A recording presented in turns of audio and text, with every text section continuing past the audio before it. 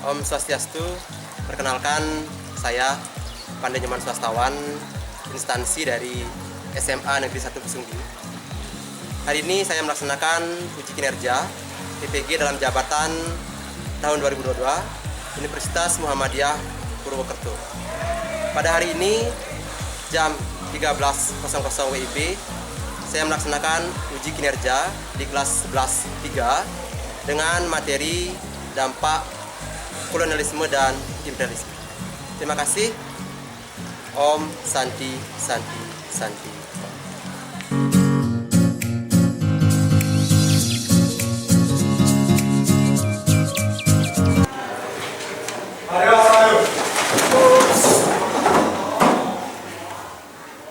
Aturan tanggal jadi Mbak. Om Swastiastu. Silakan dulu ya.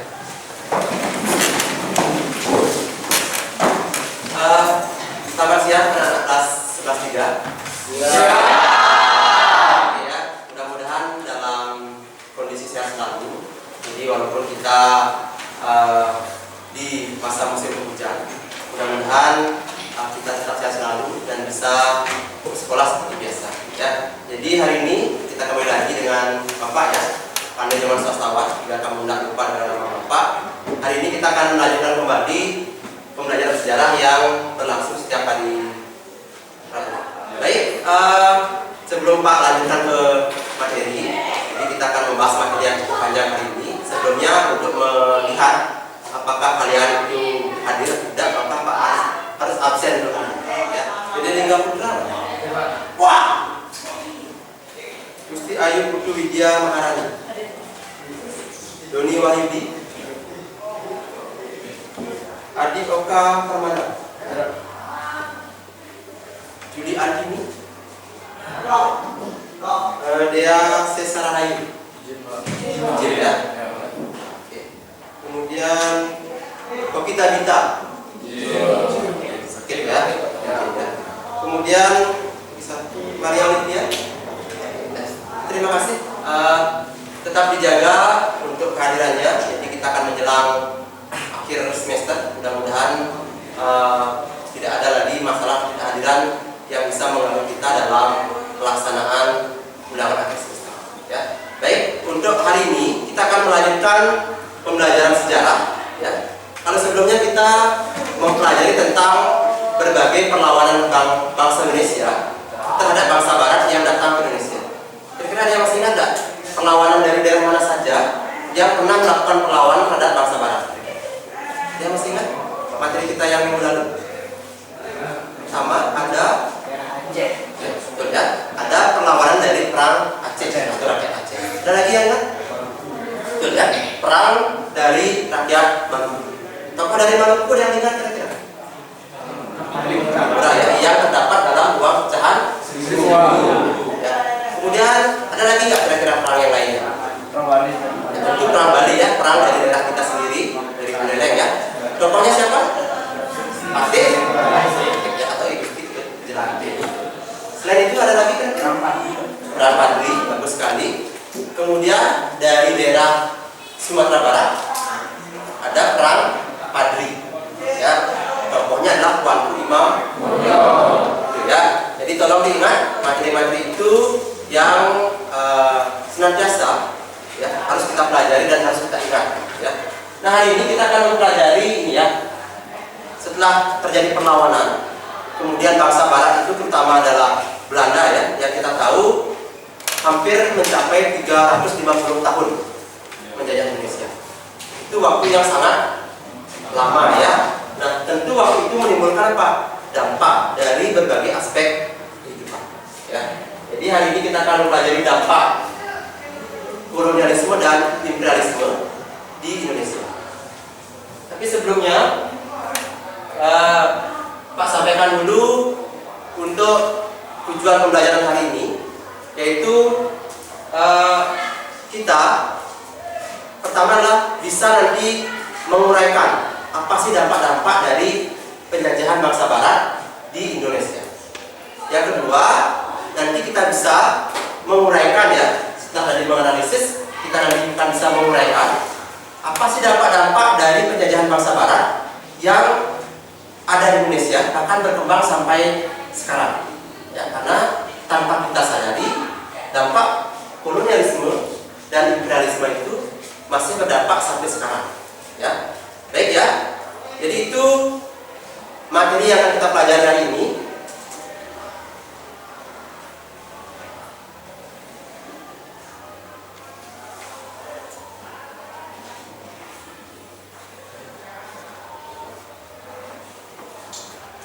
Nah, ini ya.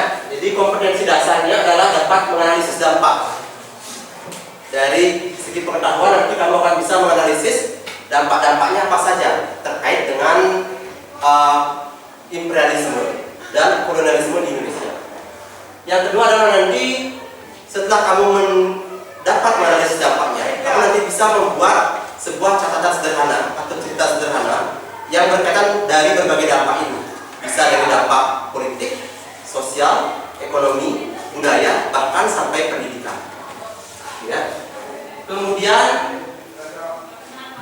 metode yang akan kita gunakan dalam proses pembelajaran hari ini itu adalah metode problem based learning. Nanti kamu akan berikan masalah, kemudian kalian akan mendiskusikan bersama rekan-rekan kelompok kalian. Paham ya? Nah, sebelum kita memasuki ke bagian inti tahap pembelajaran, mari kita berikan dulu yel-yel penyemangat supaya kita semangat dalam belajar kali ini. Ada yang mau ke depan kira-kira menyampaikan yel penyemangat kita? Silakan. Bisa? Oke, silakan ya.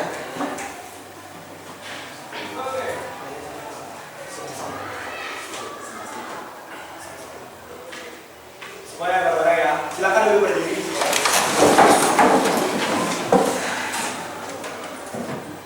Sebelas tiga. Maju bersama, hebat semua. Sekali ya.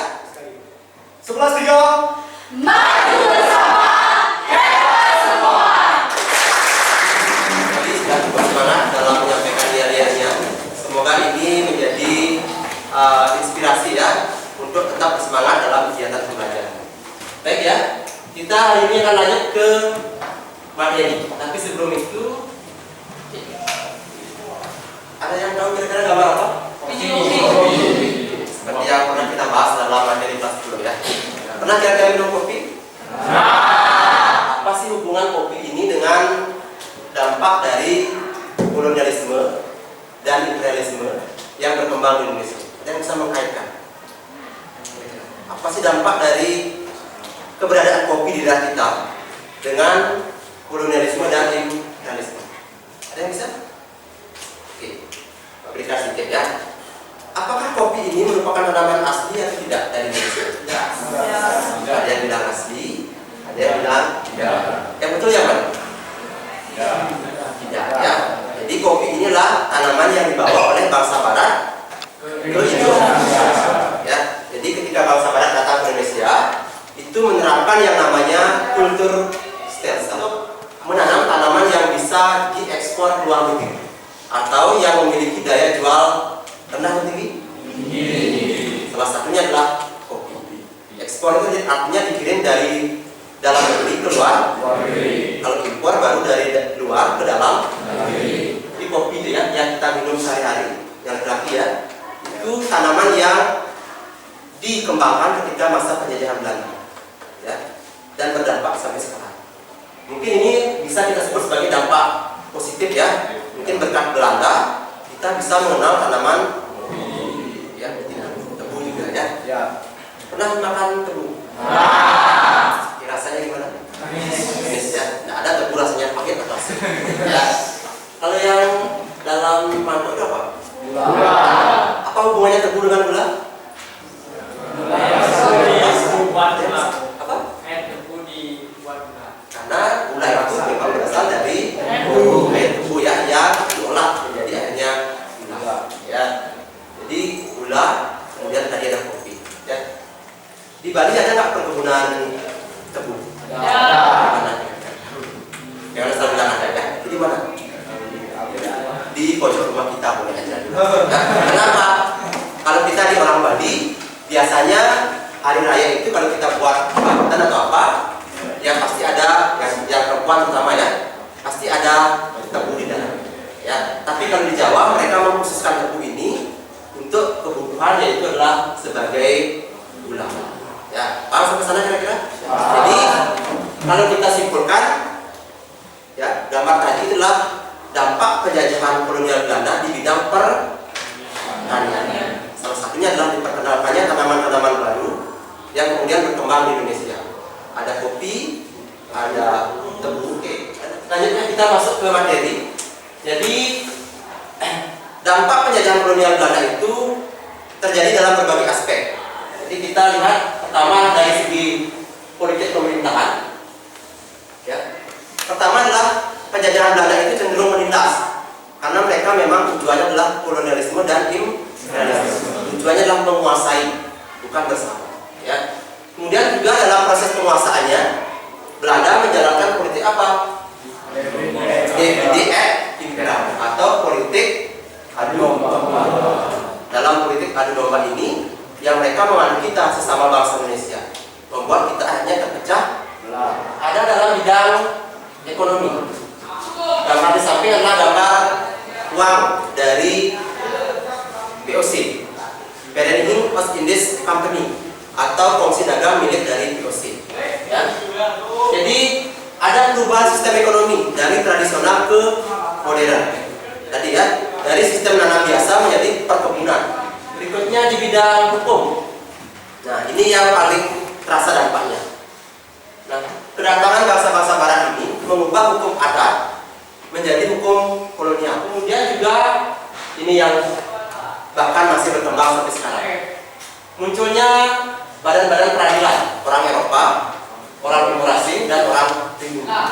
Kalau orang pribumi yang bersalah, ya orang Eropa bisa menghukumnya. Tapi kalau orang Eropa bersalah, yang bisa menghukum mereka hanya orang Eropa saja.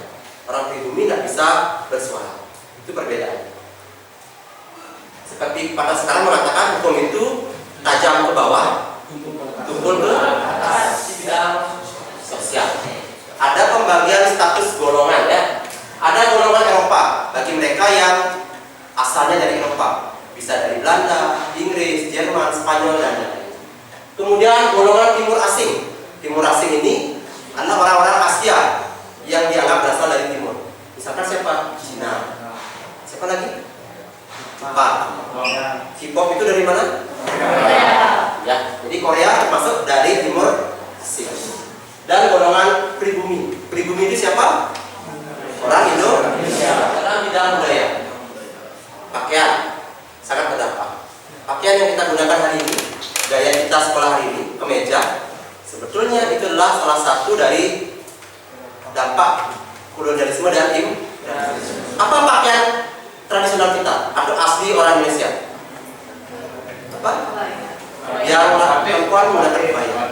Sebetulnya batik pun sebetulnya sampai sekarang itu dimodifikasi ya dari kemeja. Tapi awalnya orang laki-laki itu hanya menggunakan amben, ya, atau orang Jawa sekarang menggunakan sarung. Di bahasa kita sekarang mulai terbiasa menggunakan bahasa serapan yang berasal dari negara-negara Eropa. Buku itu terjemahan dari book, ya, dari Inggrisnya. Ya, sepatu bahasa Inggrisnya, bahasa Portugisnya adalah sepatu, ya. Jadi diejak ke bahasa Indonesia menjadi sepatu. Meja bahasa Portugisnya adalah meza, ya. Kemudian karena pelafalan orang Indonesia akhirnya menjadi meja. Dalam bidang mungkin dari berbagai dampak pendidikan, salah satunya dampaknya cukup terlihat, ya. Memang Belanda itu memberikan kita kesempatan untuk menempuh pendidikan. Tetapi yang bisa mendapatkan pendidikan siapa? Mereka adalah golongan bangsawan, ya. Kemudian anak para pejabat. Selanjutnya kita akan ini, ya. Ada permasalahan yang bisa kita gali nanti bersama kelompok kalian, ya. Jadi silakan uraikan lebih mendalam apa dampak politik, budaya, sosial, ekonomi, pendidikan pada masa penjajahan Belanda yang berkembang sampai sekarang, ya. Paham kira-kira? Itu, ya. Jadi dampak-dampak dari penjajahan ini yang masih bisa berkembang dan bisa kita rasakan sampai sekarang. Silakan nanti dibentuk 6 kelompok yang heterogen, ya, terdiri dari laki-laki dan nama kelompoknya nanti akan Pak berikan. Kalau sebelumnya nama kelompoknya berkaitan dengan nama pahlawan, cukup dengan nama provinsi atau pulau-pulau besar yang ada di Indonesia. Ada Kalimantan, Sumatera, Papua, Jawa, Bali, dan Sulawesi. Ya. Oke, tanpa menghabiskan banyak waktu, silakan mencari kelompok dulu masing-masing. Silakan ya.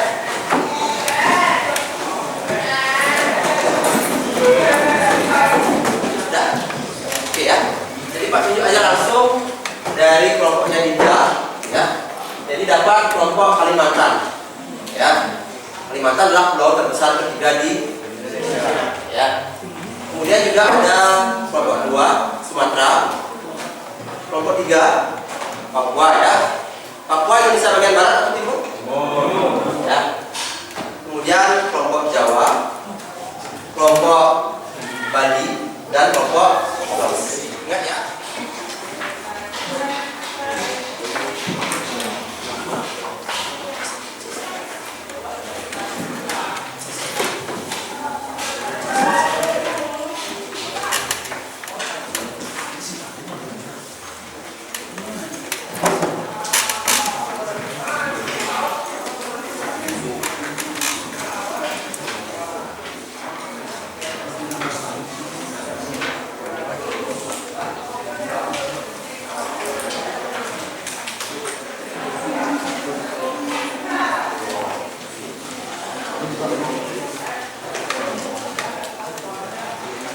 Oke ya, untuk mempermudahkan dalam bekerja, silakan lembar KPD-nya bisa dibuka ya, supaya nanti semua kelompok atau semua anggota kelompok kalian bisa mengerjakan bersama-sama, lebih mudah mengerjakan.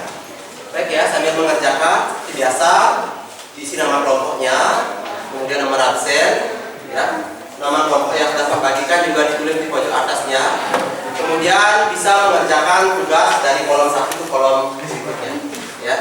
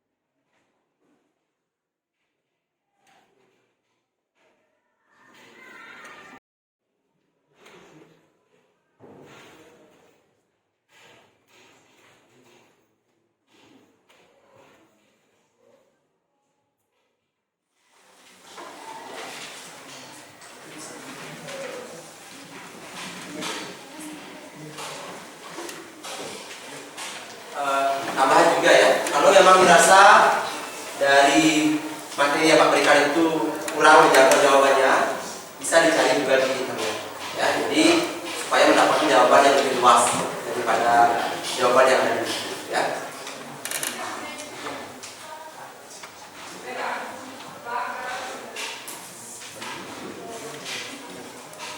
Untuk nanti sesi diskusinya Pak akan acak ya, tidak sesuai dengan nomor kelompok, tapi mungkin setiap kelompok akan menyampaikan 1 ke 2 dampak saja, tidak semua dampak yang akan disampaikan ya. Kemudian juga sekali lagi, karena ada penilaian individu, silakan bekerja secara kelompok dan tetap juga mengerjakan bagian yang didapatkan dari kelompok. Bagi kelompok yang sudah selesai ya, silakan dipersiapkan di kelompoknya masing-masing siapa yang akan mempresentasikan, kemudian tunjuk salah satu ya tokoh atau rekan yang akan mempresentasikan ke depan ya. Sambil menunggu rekan-rekannya yang belum selesai Jadi silakan bersiap-siap untuk mempresentasikan ke depan dengan mengkoordinir ya salah satu rekannya yang siap untuk menyampaikan atau mempresentasikan hasil diskusi dari pekerjaannya tadi ya. Nanti sebelum kita presentasi seperti biasa kita ice breaking ya, supaya ketika kita presentasi lebih semangat ya, tidak lagi lesu karena kita berada di jam akhir. Oke, dan saya sudah ya, kalau sudah silakan kita ice breaking dulu, silakan bisa berdiri ya. Ice breakingnya seperti kita minggu lalu, jadi kita tetap mengetes konsentrasi, ada tepuk tunggal dan tunggal, tunggal, tunggal, tunggil, tunggil, tunggal, tunggal, tunggal, tunggal, tunggal, tunggil, tunggil, tunggil. Oke ya, terima kasih ya.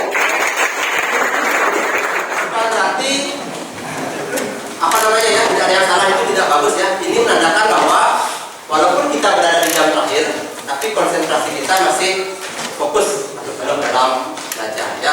Lain kali Pak akan berikan ice breaking yang ya lebih susah lagi. Untuk presentasi hari ini kita mulai dari kelompok 4, kelompok Jawa ya. Siapa yang mewakili? Dari Krisna ya.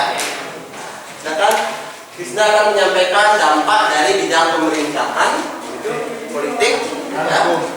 Silakan kita sampaikan ya. Jadi biar keras suaranya ya, biar bisa didengar oleh rekan-rekannya. Sebelum saya mempresentasikan jawaban dari kelompok 4, alangkah baiknya saya mengatakan Pak Jaliman.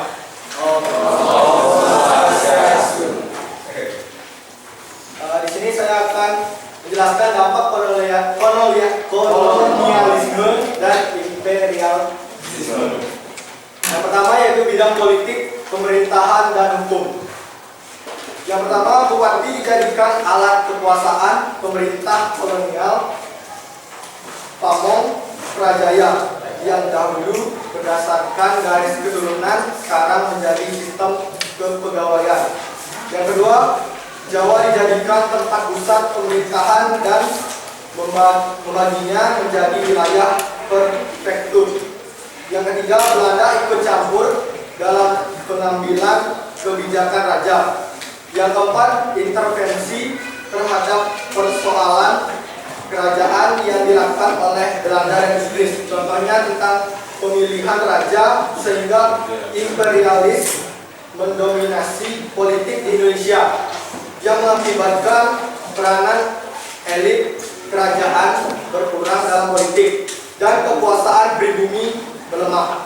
Dan yang terakhir yaitu yang keempat, hukum yang dulu menggunakan hukum adat diubah menggunakan sistem hukum barat modern. Oke ya, berikan tepuk tangan. Sistem pemerintahan di era Belanda itu juga masih kita rasakan sampai sekarang. Di mana tadi ya, bisa mengatakan Jawa itu sebagai pusat pemerintahan. Sekarang juga pusat kekuasaan kita atau pemerintahan kita berada di Pulau Jawa. Ya. Namanya siapa? Ivania. Ivania. Silakan Ivania mempresentasikan. Baik, pada kali ini saya akan mewakili kelompok saya untuk mempresentasikan dampak kolonialisme dan imperialisme di bidang ekonomi. Adapun dampak kolonialisme dan imperialisme di bidang ekonomi, yang pertama, perekonomian bergeser dari pertanian pangan menjadi industri perkebunan. Dampak yang kedua, penerapan sistem tanam paksa menyebabkan rakyat Indonesia mengenal jenis tanaman baru. Contohnya seperti yang dibilang Bapaknya tadi, yaitu kopi dan tebu. Selanjutnya, dampak yang terakhir adalah sistem ekonomi uang yang diperkenalkan kepada masyarakat Indonesia. Dampak yang ditimbulkan salah satunya adalah sistem utang. Baik, cukup sekian yang dapat kami sampaikan. Terima kasih.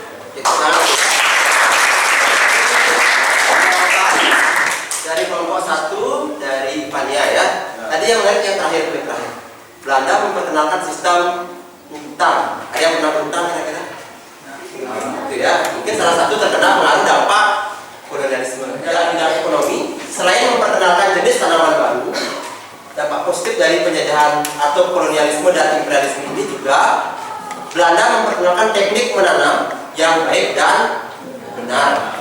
Ya, contoh menanam padi. Kenapa padi itu tidak ditanam langsung sebagian 100 batang misalkan? Kenapa berbaris misalkan? Itu juga diperkenalkan tekniknya. Ada nggak kira-kira yang menanam padi langsung? Bukan salah ya. Jadi ketika ditanam rapi berjejer itu memudahkan pertama lah dari segi pemupukan, kemudian mempermudah dari segi pemanenan, ya, dan dari segi pengawasan. Biasanya per satu tanam itu kurang lebih 3-5 batang padi. Selanjutnya kita akan membahas dampak di bidang sosial.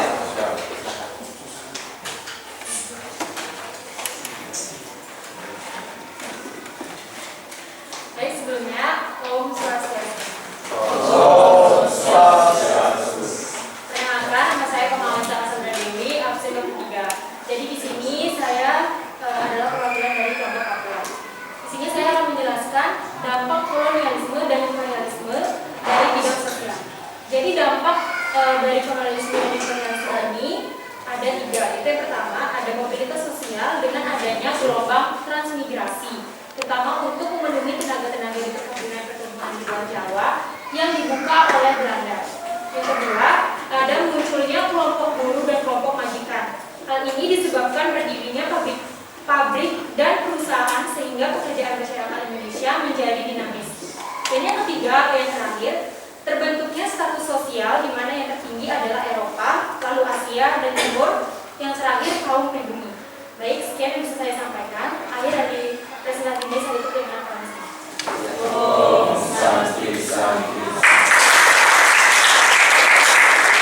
Dampaknya adalah adanya munculnya transmigrasi. Saya masih ingat apa itu transmigrasi.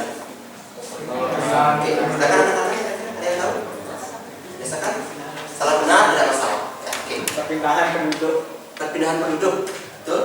Ada yang bisa lebih melengkapi lagi? Dari mana ke mana? Ya. Kalau Pak dari Sepang ke Busung Biu, apakah termasuk transmigrasi? Ya. Ada yang bisa menambahkan lagi? Transmigrasi adalah perpindahan penduduk dari satu tempat ke tempat yang lain. Dari satu tempat ke tempat yang lain, betul? Ada lagi yang bisa menambahkan kira-kira? Apakah dari Bali ke Jawa termasuk transmigrasi? Ya. Tapi bisakah lebih spesifik lagi? Dari tempat yang padat penduduknya ke tempat yang sedikit. Makanya tujuan transmigrasi itu kemana? Pulau Sumatera, Kalimantan, Sulawesi. Ya. Orang yang transmigrasi dari mana? Dari Jawa, dari Bali, dari NTB, Sulawesi mendapatkan yang tidak diinginkan. Ya. Selamat siang. Siap. Perkenalkan, nama saya Desa Mandi Putri Pragna Dewi, absen 2. Saya dari Papua. Di sini saya akan menjelaskan tentang bidang pendidikan. Pertama, munculnya golongan-golongan terpelajar di Indonesia dan bangsa Indonesia bisa membaca dan menulis sehingga dapat menjadi tenaga-tenaga kerja di perusahaan Belanda. Bangsa Indonesia menjadi tahun perkembangan yang terjadi di dunia luar. Tidak dalam bidang pendidikan. Oke, terima kasih tepuk tangan untuk. Jadi setelah munculnya pendidikan ini maka muncul golongan-golongan terpelajar. Contoh ya, ada Soekarno dan yang lainnya itu juga muncul dari pendidikan masa kolonial Belanda. Ya, jadi karena ada kepentingan untuk memerdekakan bangsa kita maka tokoh-tokoh tadi lebih memilih tidak mengikuti kepentingan Belanda. Berikutnya yang terakhir dari kelompok Bali. Silakan maju ke depan menyampaikan ya yang poin terakhir. Ada 2 masalah tadi. Ya, silakan maju ke depan ya. Baik, di sini perkenalkan sebelumnya nama saya Dewi Ramaditya. Saya akan mewakili dari kelompok 5.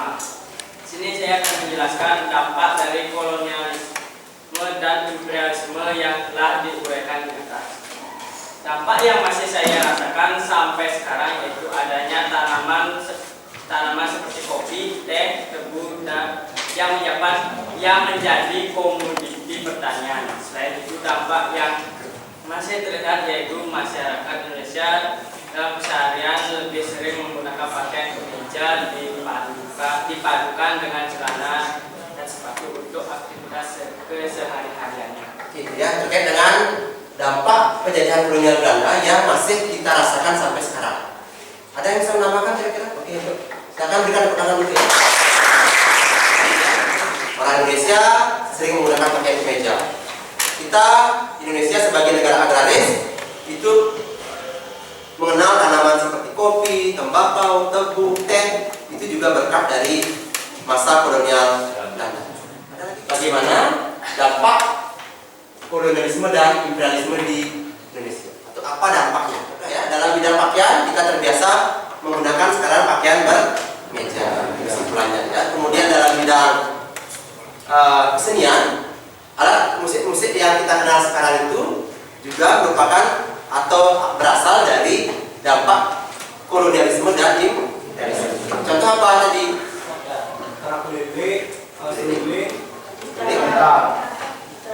Gitar, ya, itu contoh alat musik yang berkembang atau merupakan bagian dampak dari kolonialisme dan imperialisme. Dampak dalam bidang sosial, ya, munculnya kelas-kelas sosial. Ada orang Eropa, orang timur asing, kemudian juga ada orang pribumi. Erik, kira-kira orang pribumi itu siapa, Erik? Orang Indonesia. Atau nilai apa yang bisa kita ambil untuk diri kita ke depannya dari dampak kolonialisme dan imperialisme, ya. Kita tidak boleh menerima budaya asing, ya, tanpa apa? Jadi kita harus menyaring dulu budaya asing yang masuk ke Indonesia. Dari kita kira-kira ada tadi apa? Ya, sama ya. Jadi budaya yang sifatnya positif itu bisa kita teruskan. Budaya yang sifatnya negatif tidak usah kita teruskan. Kemudian juga dampak dari penjajahan kolonial Belanda ini kan ada dua, ya. Dampak positif dan dampak negatif. Dampak negatifnya mungkin bisa kita jadikan pelajaran. Dampak positifnya apa? Bisa kita teruskan, bahkan bisa kita perbaiki. Contoh sekarang, ya, dampak positifnya kan adalah kita bisa menanam tanaman kopi. Apakah kita harus tebang kopi yang kita punya? Karena itulah peninggalan Belanda. Ya. Jadi kita tetap kelola itu. Kalau lebih bagus lagi kita kembangkan supaya kita menjadi negara ekspor kopi terbesar. Dampak kolonialisme dan imperialisme ini Indonesia itu masuki masa pergerakan. Jadi munculnya tokoh-tokoh terpelajar tadi akhirnya menimbulkan perlawanan terhadap kolonial Belanda. Ya, jadi minggu depan kita akan mempelajari itu. Kemudian nanti di rumah Pak akan berikan tes, ya, terkait dengan pembelajaran kita hari ini. Karena waktu yang terbatas, tidak mungkin kita tes hari ini, maka tesnya akan Pak berikan lewat Google Form. Ya, nanti silakan dijawab di rumah masing-masing. Untuk hari ini pembelajaran cukup sekian. Kemudian sebelum Pak akhiri, kita akan yel terlebih dahulu supaya kita pulangnya tetap semangat. Silakan bisa berdiri kira-kira. Pak pimpin langsung di depan, ya. Singkat, ya. 10-3. Sekali lagi. 10-11-3. Kita tutup pembelajaran hari ini dengan